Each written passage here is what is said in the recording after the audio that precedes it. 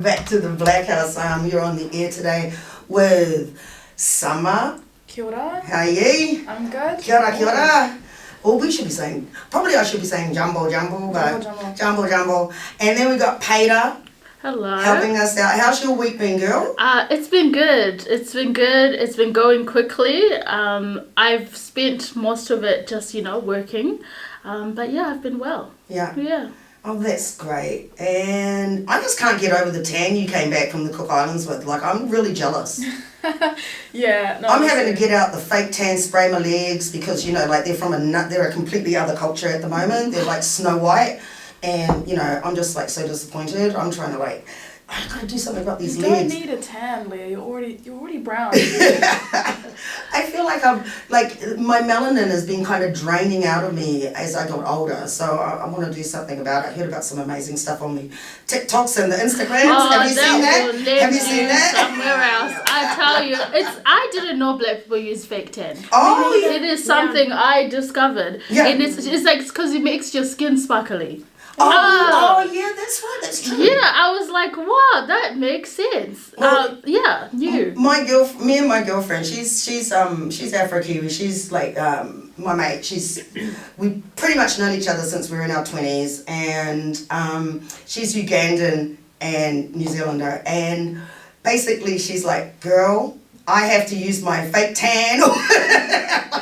Tell me about it. Have you got a green undertone or a pink undertone? Wow, beauty hacks. I learned about it last week at work. Me and my coworker were talking about it. She's like, black people, they tan as well. I was like, what are you talking about? She's like, yeah, we spray tan. I was like, I've never heard that before. Like, I always thought that we didn't need to do that, but apparently if you have uneven tones, which it's normal to have, but some people use spray tan to my body's 5 different tones. Like my arms are one tone, my face is another tone, my midriff is another tone, and my legs, well, I've given up on them. They're just like something else. Well, if you like it, we love it. Free. Hey, we could be sponsoring this. You never know. Yeah. Get yourself a tan. Yeah. So there's a beauty hack for you guys. Like black people do tan. And they do use spray tan and fake tans and maybe even some of these amazing things that I've been seeing on the TikTok.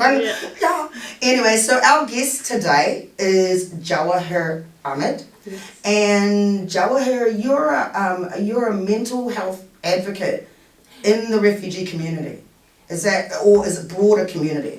So at the moment I'm speaking English. So when I am talking about mental health, I believe everyone is listening, regardless their ethnicity. Yeah, there are diversity, like ethnicity in New Zealand, especially Wellington. I don't know how many cultures we have, but I chose to speak English so everyone can hear when I talk about refugee issues. Right, okay. Yeah. So tell us about being, because are you a counsellor or are you an advocate or are you both? Both. Okay, so tell us about, I'm really interested in the advocacy side to start off. Can we just start there and just tell us a little bit about... how it started for you. Yeah. So what happened was that when I was studying counselling, I came across article saying that refugees, when they arrive after settlement, due to discrimination, lack of health, lack of housing, all these things cause depression, anxiety. So I became interested in researching more and asking academics and calling universities and looking for materials and also contacting agencies. So and especially something that really happened to me, this came from something personal. That would get to me talking about this subject publicly. And just to tell you a little bit about, before I move into what causes depression and anxiety to refugees after settlement, my personal story is this. So when I was a student in my second year, I decided to do some volunteering, like maybe apart from my studies. And then I also had some hours to contribute to my degrees. And I contacted agencies that, work with refugees because I was interested in refugee issues when I graduate. I was planning to work with refugees because that is where I came from. When I was 11, 13, 15, until I came to New Zealand, I was always involved with refugees. And in Africa, I worked with refugee agencies, and when I came here, I continued. So 1996 to 1997, I was, actually my name was the guinea pig, because there was not many refugees to do, work refugees. So the experiment on us, like when it comes to translating and telling stories and, talking to the newcomers. So 1996, 97, 98, and 99 to 2000, I was always involved with refugees, and I became passionate, and also because of my previous work. Yeah. And I thought when I graduate, I have to continue. So I approach agencies and I say, look, I'm doing this, counseling degrees, and I would like to contribute. I'd like to, come in and do also maybe my placement.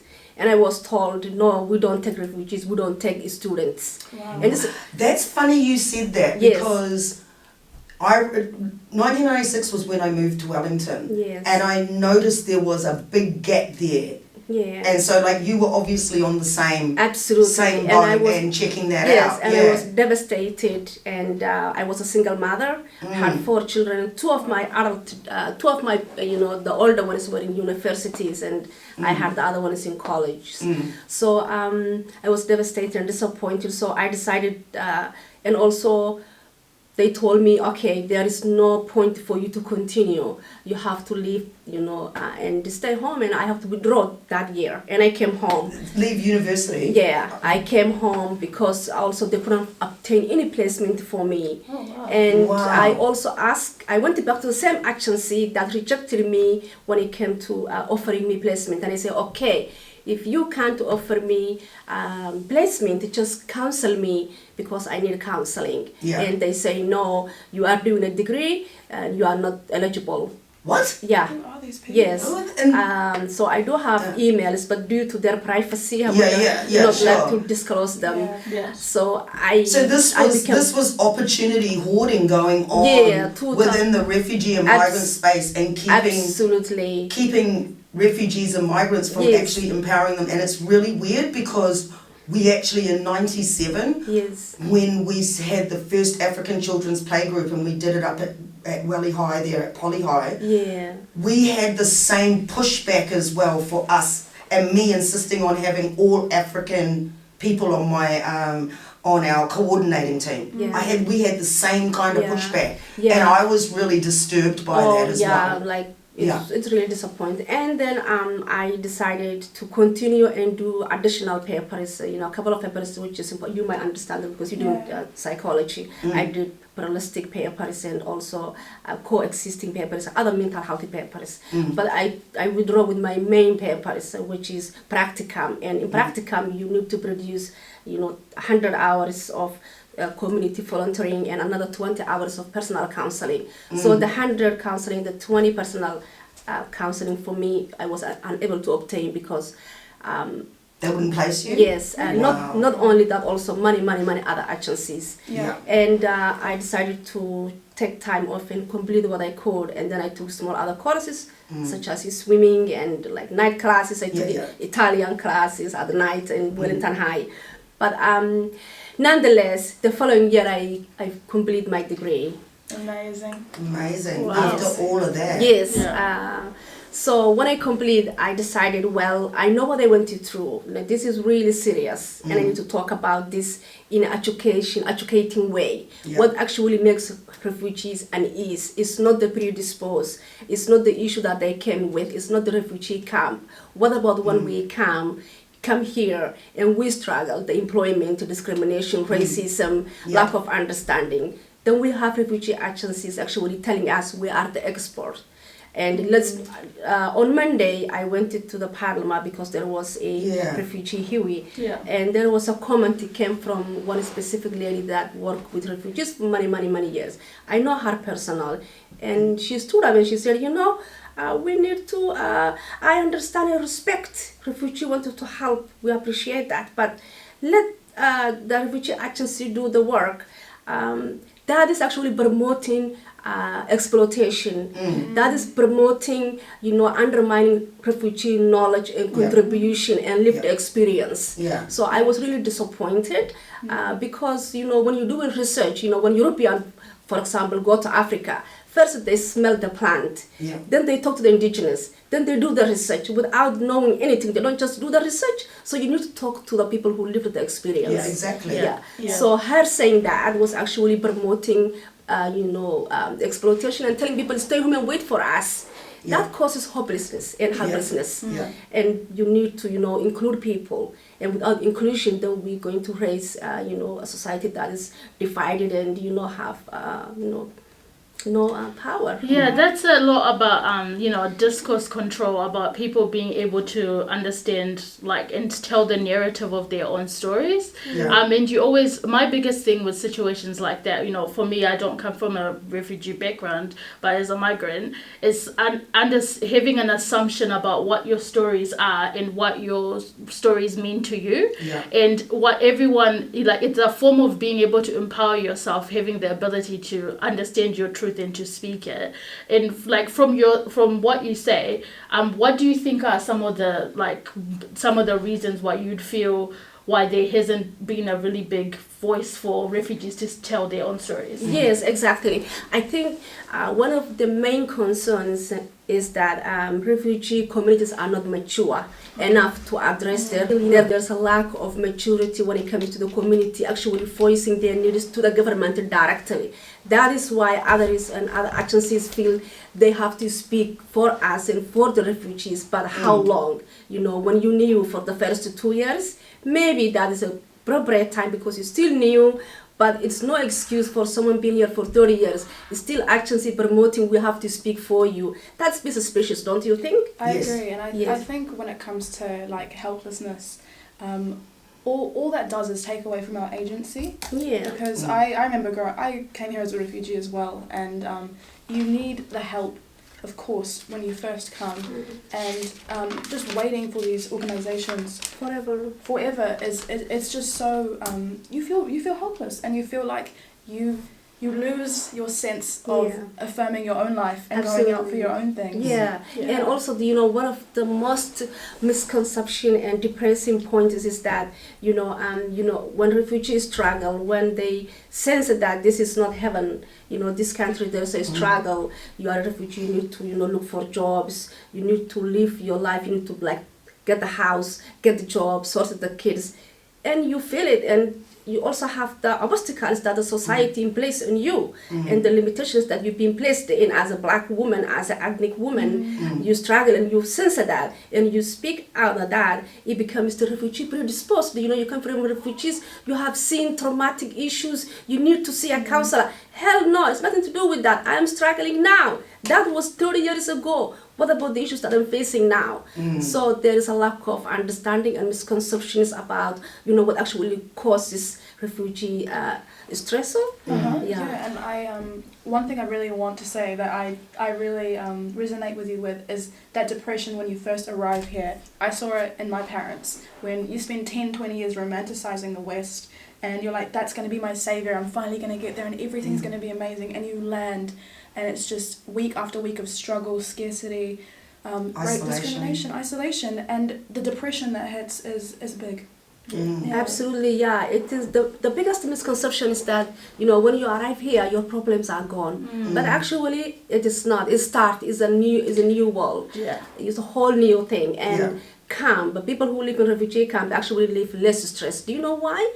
They don't have to worry paying bills, electric, and responsibility. They're just waiting for a settlement. And when they get that, they think I'm going to heaven. And when they come here, they get disappointed. And for example, I'll give you one actually good example. Recently, there was one group of refugees that settled in Waikato. Waikato, Is it Waikato or no? Canterbury. And it was the middle of winter, and there was lack of food, lack of utilities. And you can imagine winter, even us being here nearly 30 years, we still feel the winter, we feel the cold. We need to always, staff food, bring extra heater blankets, newcomers. And when they finally figure out, okay, this is not what I thought, Where is everything? Where's the car? Money doesn't grow on trees because we're not educating. And in addition to that, what I noticed is that we don't enoughly educate those newcomers and tell them, look, this is going to be hard. Yeah. We are actually misleading you. New Zealand or in other country you resettle, there's going to be a tough to start with. You need to know this. We don't get the older people who've been here to talk to them and give them lectures and give them hairstyle and give some information and say, we will guide you. What agencies do though, they take these people first 2 years or first actually maybe 12 months or even after that for a long time.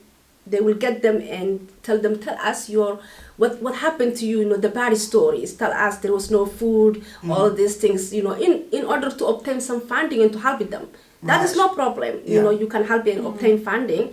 They are eligible. I'm not against that. What I'm against is that these newcomers are not access to, former like me, former people who can give them good advice. Yeah, on how to actually survive the streets out there, what it's really like. They are restricted, they are ambushed, they are not allowed to interrogate the wider society and ask questions to people who've been here before them to give them guidance. That doesn't sound like a safe way of practicing or supporting, because even no matter where you are coming from, coming to a new place into a new country is difficult anyway. And so when you go under the idea of someone is supporting you to resettle and to it's really disappointing to hear that, because something that I'm really interested in do you think that I believe that you might have a refugee background, but that's not the entirety of your identity. So when does the refugee part stop? Because it's at some point you're gonna come, and be settled and start your life, but that same identity seems to always follow you. Interesting you say that. When I was in Kenya first, I'm Somali, so I come from Somalia, and I lived in Nairobi as a refugee. So I thought Nairobi will be the last place I will be called refugee. So when I come here, I'm still called refugees. That said, I realized for the past decade, I'm not even allowed to talk about my issues as a refugee. So my identity also been taken away, as a refugee. Wow. So it's really a struggle. And the word refugee will never leave you. You're always going to be a refugee wherever you go. Is that a specific thing to New Zealand, or is the same thing all over the world? It's all over the world, yeah. Really? We thought when we leave, we're going to be like part of the society. We just have our names, not refugee names. But it looks like we're going to keep this. But also we're not allowed to voice ourselves, for our needs as refugees. So it's like, very. When you say not allowed, are people? How do you mean? What I mean is that when you are not strong as a community, when you are not mature enough, when you are not voicing your needs together as refugees, then there are a couple of people. If you are one person or individual, then you're not going to be allowed. You're going to say, oh yeah, you're a refugee. We're helping you. We're doing the job for you. So because they want to keep you stuck in that box. I think this is why it also matters who you're around, because I realize that when you tell people that you're a refugee, obviously it's like, I'm not from here, you know what I mean? Not from here. But some people just immediately, it clicks in their head and they see you in this way and it sticks. Yeah. And that's one thing that you've been talking about. It's like you feel like it sticks with you and it sucks. And do you have any advice on how you deal with that, or how the best way to realize this and to resolve this is to know that the first refugees arrived in Israel in 1800s, and then the Polish came up after that. Then the Chinese came. Was first in the 1800s the Europeans came as refugees, the Polish followed, and then the Chinese. Those groups are no longer called refugees, but we are the last group. And as long as we are become slowly mature enough to actually talk about it and voice our needs and declare our dependency and actually question the system, then we will get better. But at the moment, it looks like though we are not allowed to actually also voice our needs because we have been told that the experts will deal with your problems because you come from traumatic Yeah, but I disagree that as a counselor as well. Yeah. So in terms of you going, your counselling, that's what you practice now. Yeah. But where did that story start for you in terms Yeah. of wanting to even be a counsellor? Because that's not a big exactly. profession in our communities. Yes, absolutely. Yeah. So 2006, I was in a publication. There was a book published about me without my consent. And so then I went There are into so many depression. opportunists in this area. So many things that happened that led me to become a counselor. And actually, I did not become a counselor to counsel people. I became a counselor to understand what the hell is going on. Yes. Yes. So. So, true. Yeah. That was really true for me. I did not, plan to become a counselor. I planned to understand what the hell is happening around me. And when the book was published, I questioned, and that was recalled, and that was resolved. But then I went through depression, and then I tried to do campaigning, not campaigning, but voice my concerns in regard to refugee image. Right. So I went to the government, I went to the admin office, all of these people, talked to refugees, talked to agencies, and then not much done, but I could see slowly people, making forms and making people asking consent, but not fully, respecting. Because I became uncomfortable, refugee image being scattered, and people were not being told, you are not, you don't need to. And I'm sure many of you saw my Instagram writing about that. You don't have to give your image. You can say no. Yeah. So that happened, and then I decided, I saw many articles that Somali women and Sudanese women, they are, they are the ones that have more mental health issue than other refugees. Okay. And I did not agree with that. Yeah. And then I talked to people, and that scared me. And then the other research came and it said, refugees have the highest PTSD. Yeah. And it didn't click with me, because I saw refugee resilience, I saw refugee single mothers, I saw women who came by themselves with no kids, with no husband, but still strive and went to school. I saw successful people. But I saw very few people who were trying to bring their families from overseas. When they came here, they thought, okay, my family also should come here and enjoy, this happy life that I have. And first 2 years, it looks like a happy life. It only gets, worse after maybe 3 years, when you realize everything is hard, as I mentioned earlier. Yeah. So when I saw those articles, I said, well, no, I need to figure out, I need to ask people, I need to go to school, and I need to actually fix some stuff. I don't care how many people with me, but I saw ghosts, I saw things, and I need to question, and I need to go to school, because when you go to school, when you have a degree, then you can answer things that no one can stop you. But I thought if I go and question things as an interpreter was not good enough, no one was respecting, but I know that I can now question things. So just self-empowering, trying to understand and be educated, because I love the idea that you were talking about the resilience of refugees, and like that image not being something that we talk enough about, because I can only imagine the experiences that they carry. But a lot of people, they are resilient, and they rebuild, and they start new lives, and build wealth, and are able to support themselves and their own families. But a lot of those stories are never really told. No. People tend to focus a lot, especially when you first arrive, on how hard it was, just like you mentioned. And the thing that you learn, I think, also as you get older, is that you don't owe anyone your story or your image, like you said. And I love that you went to school to bring that advocacy and agency back to yourself, because it was being kind of taken out of you, and that's amazing. It was really hard. I remember staring at ceiling one day when I was told to leave school because I don't have the hours. And I thought, should I just lie down here and cry and blame the society and actually accept, or should I reject the rejection? How can I reject the rejection? So I came up with this idea saying that I need to talk about this.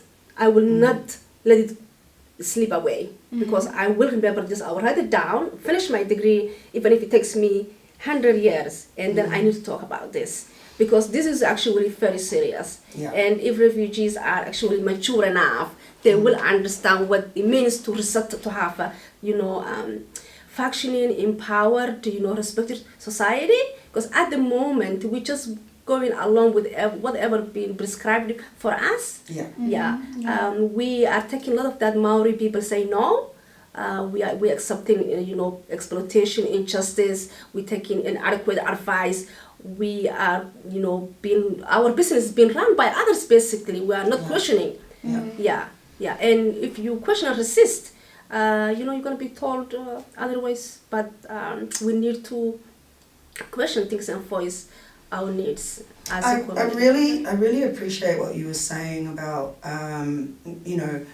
not having agency in your own story and how the system or the structures in place are actually reinforcing that exploitation and disempowerment. I've had a struggle with complex PTSD most of my life. I've only just started talking about it in my 50s. So for 30 years I was misdiagnosed and didn't understand why certain things were happening, and you sort of feel like, oh, maybe I'm going crazy, maybe I'm just a crazy loopy-loop, But I'm wondering about those that have got undiagnosed trauma or undiagnosed whatever. How are you using these methods that you're bringing to the table now to actually empower those people to actually talk about like what's actually going on for them? Or are you finding, because this is what I've noticed, having to deal with trauma and chronic stuff that's gone on for decades, I've noticed that there's a severe lack of experts in the area of trauma in New Zealand, and that was something in those early days, 96, 97, when we were doing certain things and clearly you were doing stuff in another corner and there were things going on, that there was this lack of caring and service and compassion for people who actually needed that help.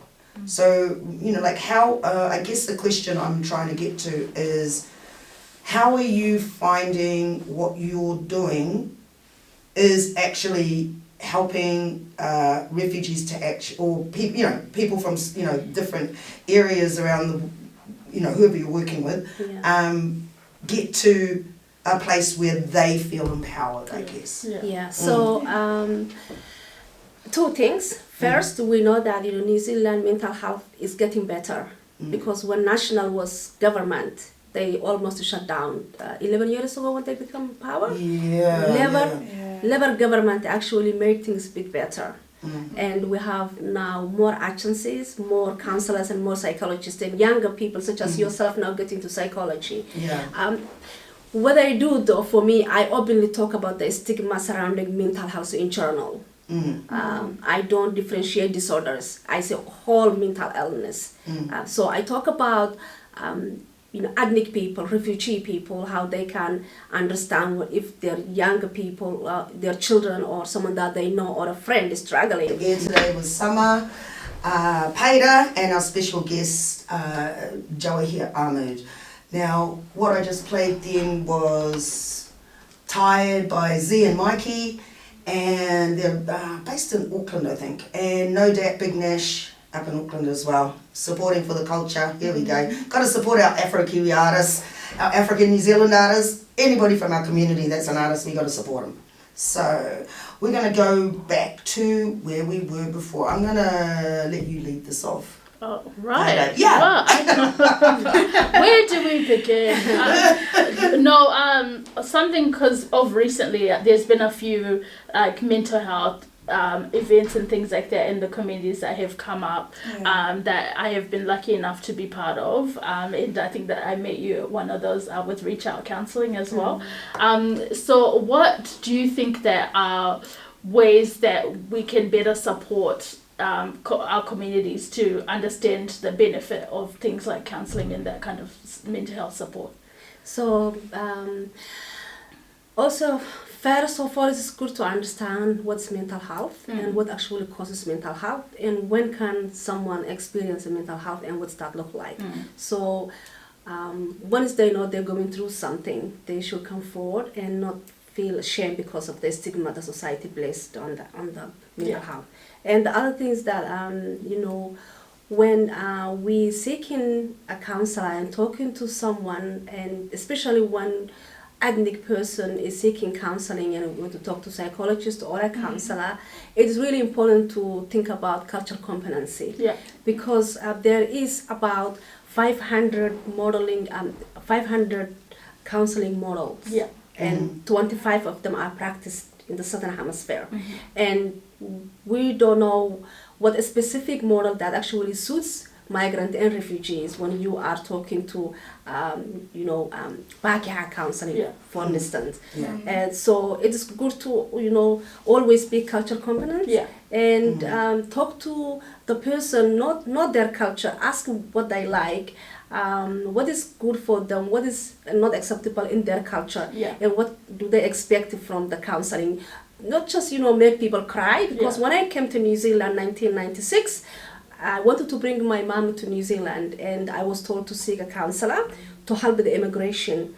Because when you see a counselor and then they evaluate, so then she makes a report and then send to immigration, and that can help with the process. So when actually I saw this counselor, she was from trauma recovery. And the perception out there from Trauma Recovery Agency is an agency, by the way, funded by the government. So they counsel refugees who come to New Zealand if they're struggling. Actually, she just made me cry. I was crying the whole time. But today, after 25 years, I understand that counseling is about relationship. It's about agreement. When you walk into the room, you talk to your client. What do you expect? I practice, pluralistic or, other maybe different model. You explain what they like and what they want, and you got to know them. It's not about crying and making the person cry. So actually I was disappointed. Or making even the counsellor cry. I used to make the counsellors cry, and then I'm like, why the hell am I here? If you can't even cope with what I'm talking, there's no way you can help me. Let me help you. We are human sometimes, counselors can get emotional. So we can make them cry. But it's especially talk about racism. That's what I found. But it is actually good to have that click relationship. But it is one-sided relationship. It's only the counselor is dominating and it's not balanced. Then that is not a counseling. So what I talk about when I'm actually presenting to people, the model is which one is appropriate for ethnics and like refugees and different cultural people. So in the Western counseling is actually completely different, and Western perspective of trauma and treatment. It's different to the refugee, what refugee might be suitable for this group. And our values and where we come from. If the therapy is very individualistic, absolutely, in relation to just focus on you yourself, don't think about your family. But if you come from a society, it does not match. I would like to add something actually to that. I was really fan of Carl Roger. You might know that you're doing counseling, so he was my hero. I loved Carl Roger's work, and every practice or I was doing who's Carl Rogers? Carl Rogers was a theorist, so he did the compassionate, he was in conditional positive regard. So you need to, his theory was just individualist. He didn't acknowledge culture or religion or family, but he was so into individual, just to one person. So that person, he actually, he deeply focused on that person, how they can heal, how they can be heard, how they can be loved, how they can be succeed. But he didn't include family and culture.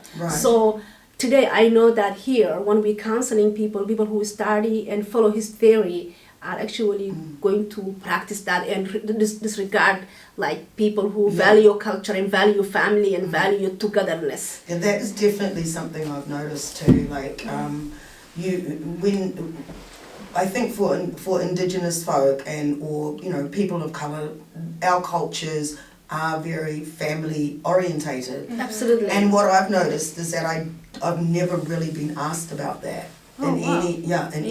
and coincidentally, I'm quite estranged from my Pākehā side of the family, not my African side, but my Pākehā side. So I never really thought about it much because I already know, my bros are in UK and they're in Tanzania and what have you. But here I'm on my own. So, but that is something I've actually noticed that even your personal relationships, because often when you're isolated or you're migrated here, your friends become your family. Yes. And so like when there's loss or people leaving or abandonment, it can bring up all these things like if you'd lost a family member. Definitely, because I've also been someone who's on a counselling journey myself. I've been lucky enough that I've been connected with a counsellor who I actually really get along with. But a lot of things that I do with my counsellor is, sometimes you have to be like, I love your advice, but don't forget I'm black. Yeah. So I'll be like, I love that. I'm pro that so much. I love that you love that for me. Yeah. But sometimes I gotta Google, is this place a good place for black people to go? So a lot of it has been, at least we have a good enough relationship. I think I've had the same counsel for almost 2 years now. And it's about, I sometimes I'll even suggest things to her. I'll be like, here's some cultural competency learning that you can learn a little bit more about, but because we have that comfortable relationship. But what I've loved is that some of those practices of the individual are also really helpful, because even though it's like we're very community orientated, we also have our own dreams and aspirations and things to pursue. And I think that has helped to empower me to kind of go after my own dreams as well, but in a way that is still holistic and understanding that I come from a communal background. It's beautiful. Absolutely. What would be your dream where you'd say that what I see and what I see happening here now has fulfilled my vision of how it should be? What do you see it looking like? I'm doing. So, but you mean what I'm doing now? Well, in the future. In the future, I think what I'm doing now is the only beginning, and I'm not gonna be the only one. And I am almost going to retire soon, so I will be passing to younger people. And I think I am really doing something that, is an eye-opener. And I'm not the person who's shy about and hold back. And I was born to do this. Well, you're a Generation X like me. We're all fighters. Absolutely. And what I'm doing actually, it's an eye opener, and it's something that will help younger people and make them think and say, is this hardship that our parents went through? And when my kids question and they say, my grandchildren will ask me, what have you done? When I say to them, when I settled here was actually a struggle. It's not what I thought. And I was not empowered. I have to empower myself. And when I questioned the system, when I questioned the service provider, I was turned back, and I was struggling, and I was misunderstood. And my culture, my values, and my needs, and my pride, and my what I believe and I stand for was dismissed. They're gonna ask me, what have you done? And I'm gonna say, I talk about it. I work my community. I spoke about publicly. So by speaking about it, and making awareness about cultural competency, refugee needs, and the misconception about moving into new country and what that looks like, will make younger people to do better and not to allow that and go to school. And school what about getting rid of these gatekeepers that make it so difficult, that want to stand in the way, collect their paycheck, but they're not actually engaging? My God! What would be the ideal? Oh my God! Funny you mentioned that. I was just with my clinical supervisor last week, and he was telling me, so when are you gonna apply another job? Because we were looking to get another job, and there's a position, and he said, don't you ever contact the gatekeepers. Right. He's my clinical supervisor, and I'm glad you mentioned that. Yeah. Because this is the people that stress us, yeah. and when I approach someone who look like me, don't go anywhere. And that's the barrier that we need to break. Yeah. And the employment. And it's this whole thing about, like, me and Summer were talking about it the other day. Like, sometimes we look at each other and we see each other as competition and not seeing each other as how we can actually give each other a hand up. You know what I mean? Like, you know, sometimes you'll stand on my shoulders and sometimes I'll be standing on your shoulders, you know? And we help each other. And it's something that's really sad. I think it's something also that comes from being in a small country. I don't know why that is. Yeah. Hayley, you're giving me this wry smile. Like, what were you going to say? No, it's just I'm not in agreement. I think it's a small, it's that crabs in a barrel. Crabs in a barrel stuff. But we're all trying to grow. Absolutely. And it's so exhausting to have to deal with that. And I can imagine it going on, you know, from people who are the gatekeepers and also people who are the gatekeepers of the gatekeepers within mental health. I mean, I wanted to get into community work properly, good and proper, and I just found it really hard. Yeah, and I think gatekeeping and understanding, supporting each other, it starts within us as well. As a community, as Indigenous, as Africans, also we need to support each other. Yeah. So our community also lacking to support each other. Yeah. Once we do that and we are together and stronger, then we can, you know, and then I think also like, you know, I'm gonna give the Blackhouse a bit of a plug right now because I think that is the sole focus. It's really the sole focus of the show, is supporting others in our communities to have a voice and to have a platform. Thank you. And I sort of, I'm sort of thinking, you know, like we need this. We need this right across our communities. Yeah. And what else do you want to say there? I was going to say, I think that's a muscle that we all need to learn how to flex and like grow because moving away from competition and into interconnectedness, how like when one of us is really like out there advocating for us, we're all out there interconnected. And same when one of us is hurting. I only saw handful. When I went to the parliament for the meeting, I only saw people that I never met before. They were like, we heard Jawahir Ahmed, we heard about you. But our people in here, it was very few that came to me and actually know what I'm doing and talking about it. Yeah. So it's good that today you invite me and like we need to support our people, not only me but many others who are actually, you know, studying, doing research and doing other, you know, serious work in the community. We need to all support each other because when we support, then we can be heard. We are strong. And we need more black psychology students, please, guys. Like, you know, like when I was at uni, most of the Africans that were at university the same years that I was there, which was 98, 99 through to 2003, everybody was doing business. And I'm like, where are the philosophers? Where are the thinkers? Like business people, and they do these really weird marketing things around the quad where they all follow each other and you know. Because you know how African parents are, you're not gonna eat. Where is philosophy giving you money? Be a doctor, a nurse, or an engineer. But now, like, you know, now psychology. We're talking mental health is an issue, and now we know that there's work there for our people in those roles that actually help our people, right? Like, instead of giving it to some other group to do, some other gatekeeper to do it, we take it. We take but over. we are not getting it, and that is the challenge. We have lots of people who qualified, social workers, mental health workers like counselors and psychologists, and you know other people who can do a lot of other works, are not being given opportunity because of gatekeepers.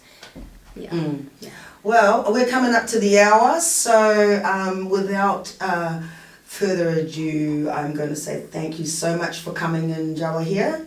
And I hope we can have you come back on again, you know, just to have a yarn about mental health, just in general, because we like covering, we like going back to this topic over and over again, because I think, you know, even topics like dating in the African community. What's that like?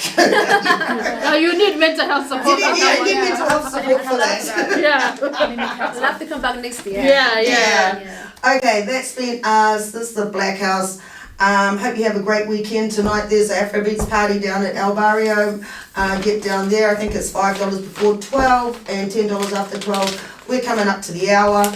Have a great weekend. We'll see you next week on the Blackhouse. Thank you.